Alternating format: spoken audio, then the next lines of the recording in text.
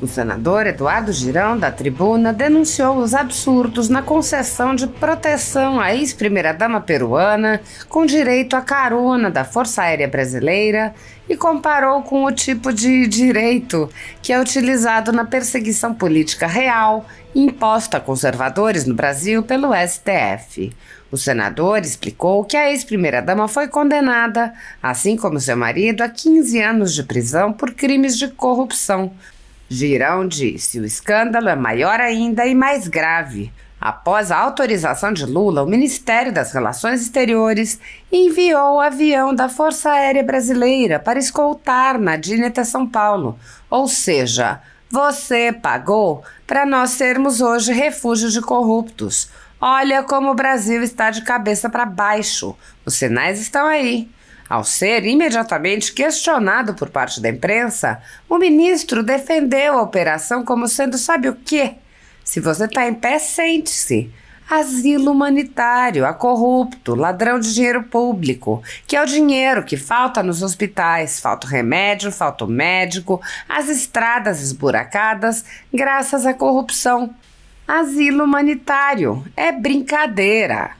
Eduardo Girão alertou: eu vou repetir porque soa como algo inacreditável.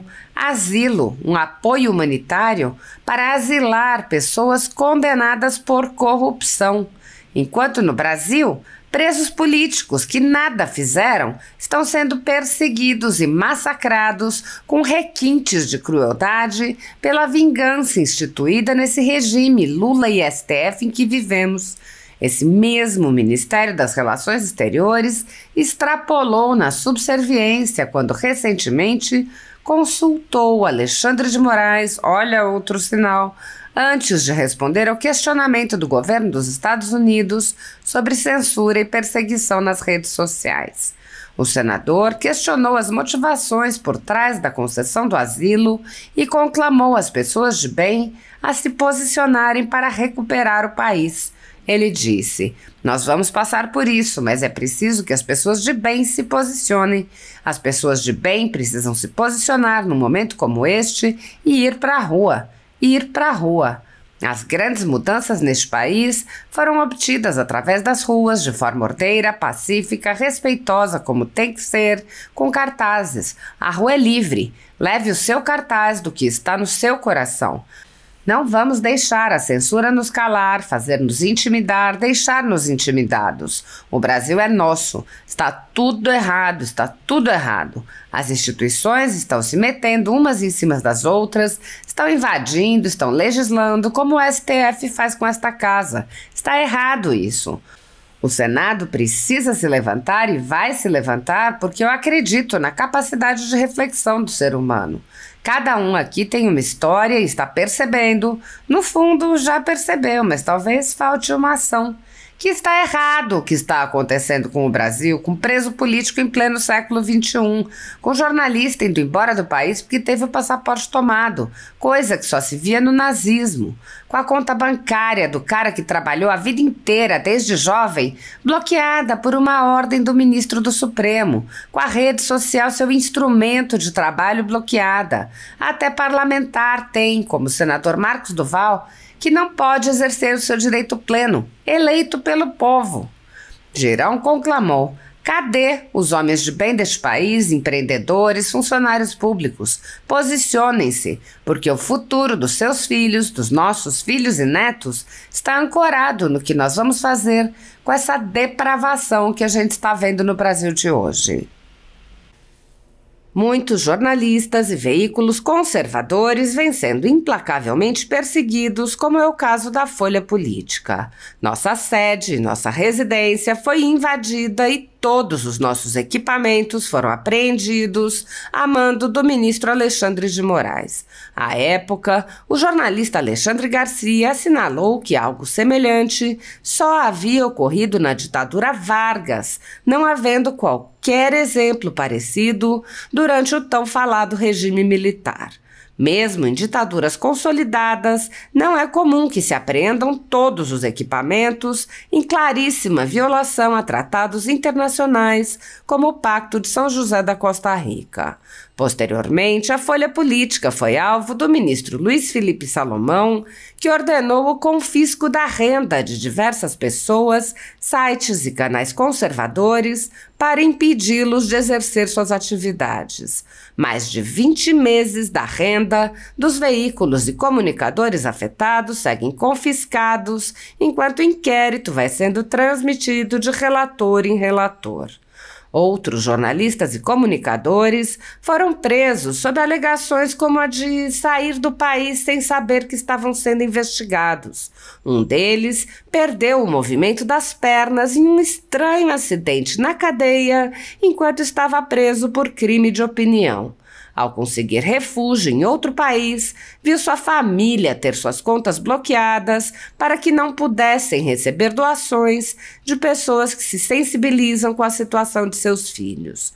Vários pedem há anos que apenas devolvam seus equipamentos eletrônicos, inclusive com as memórias de entes queridos e da própria família. Outros buscaram refúgio em outros países e são considerados foragidos e são alvo de campanhas de difamação pela velha imprensa.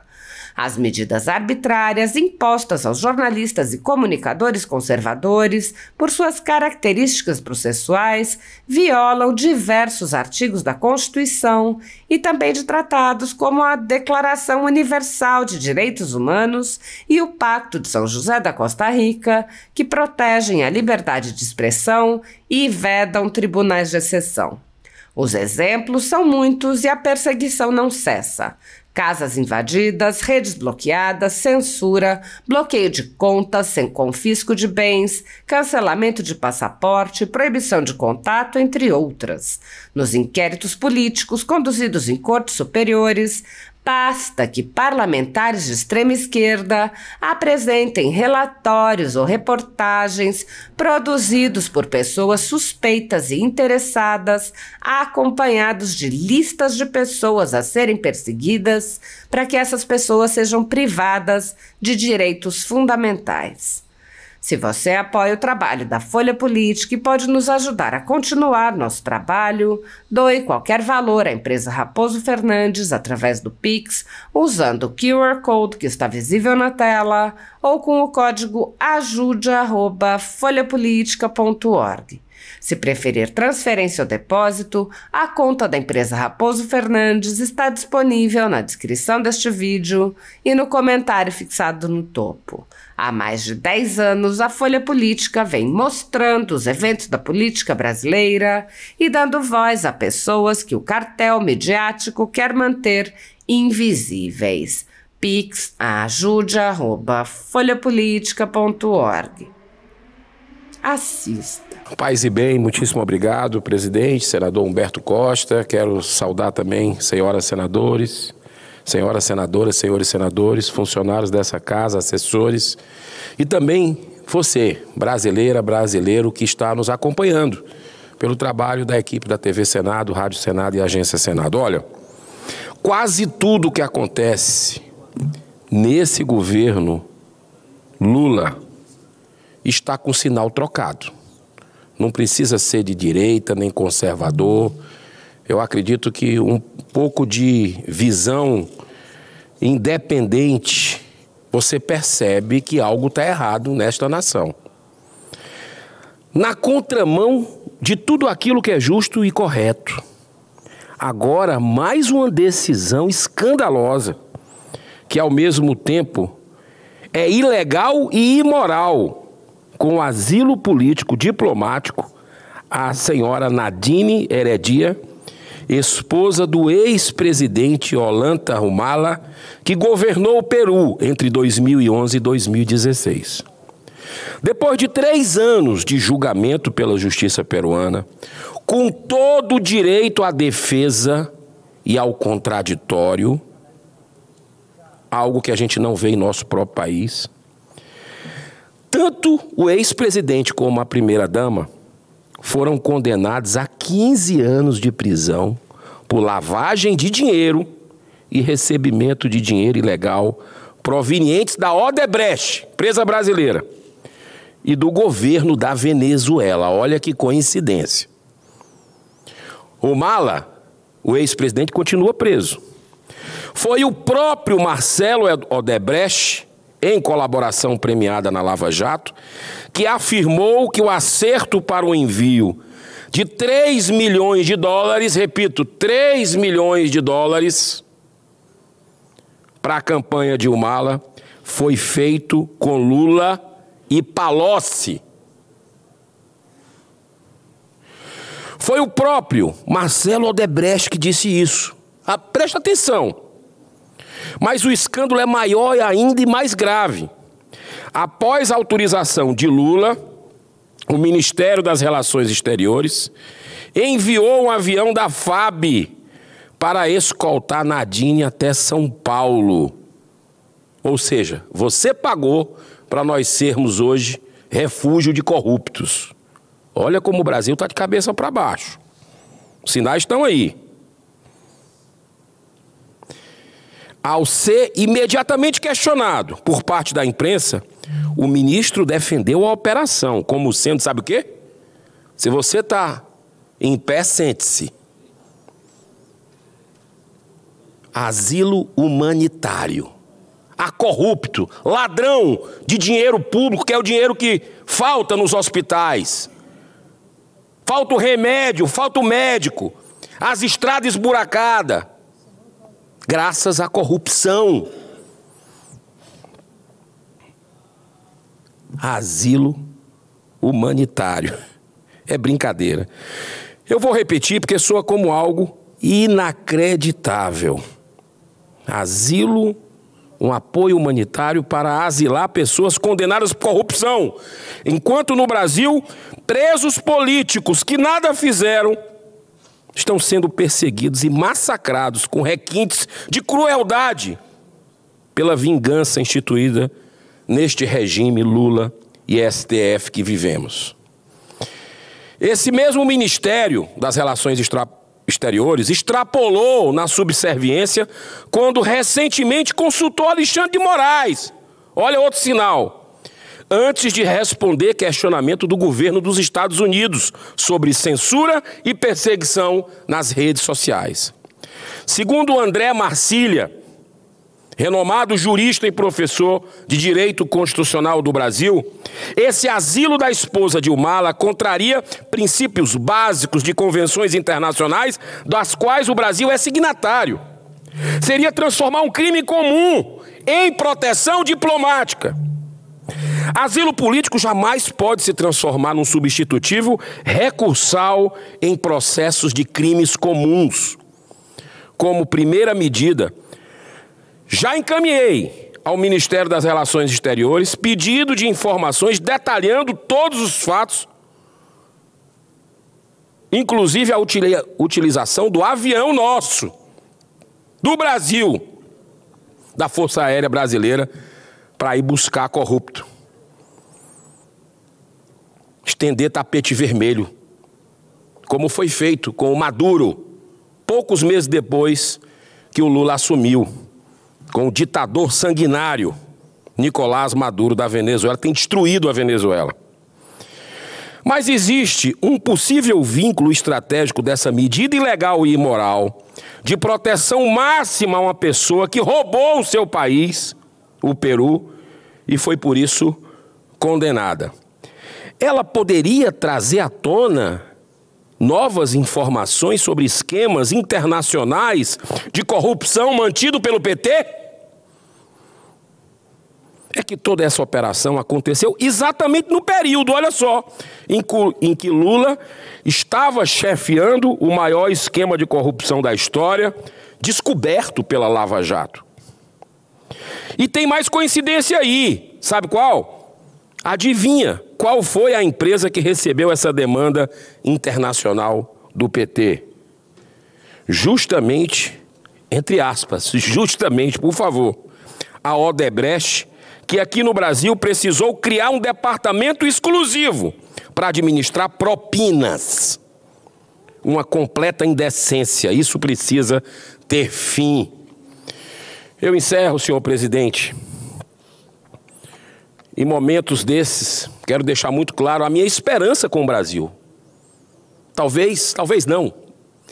sedimentada numa fé que o destino da nossa nação é o coração do mundo, a pátria do Evangelho, e nós vamos passar por isso.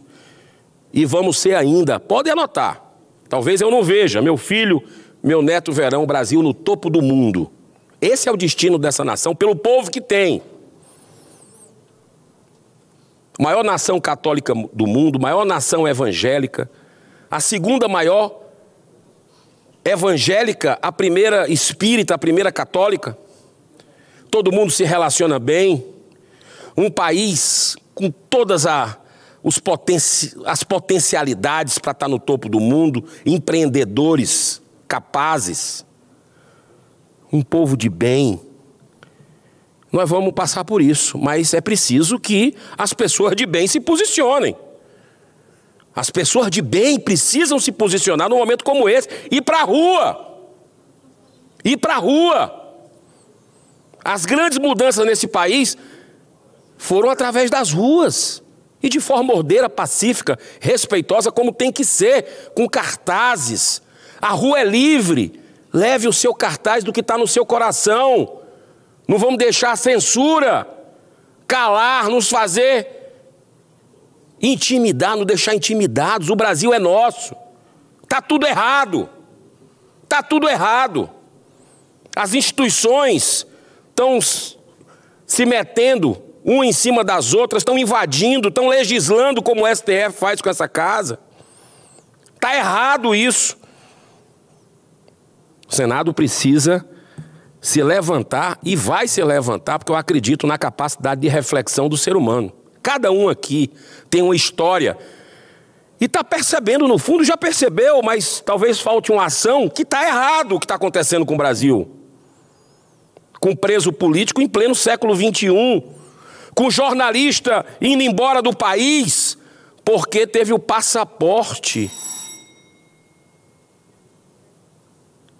tomado, coisa que só se via no nazismo. Conta bancária que o cara trabalhou a vida inteira, desde jovem, bloqueada por uma ordem do ministro do Supremo. Rede social, seu instrumento de trabalho bloqueado. Até parlamentar tem, como o senador Marcos Duval, que não pode exercer o seu direito pleno, eleito pelo povo. Então eu encerro com um pensamento deixado no século XVIII pelo filósofo e iluminista Jean-Jacques Rousseau. Abro aspas. Vivemos numa era de filosofia, ciência e intelecto. Por toda parte temos escolas, universidades que nos oferecem a sabedoria de milênios anteriores. Mas e daí? Ficamos acaso mais sábios? Compreendemos melhor o sentido da nossa existência?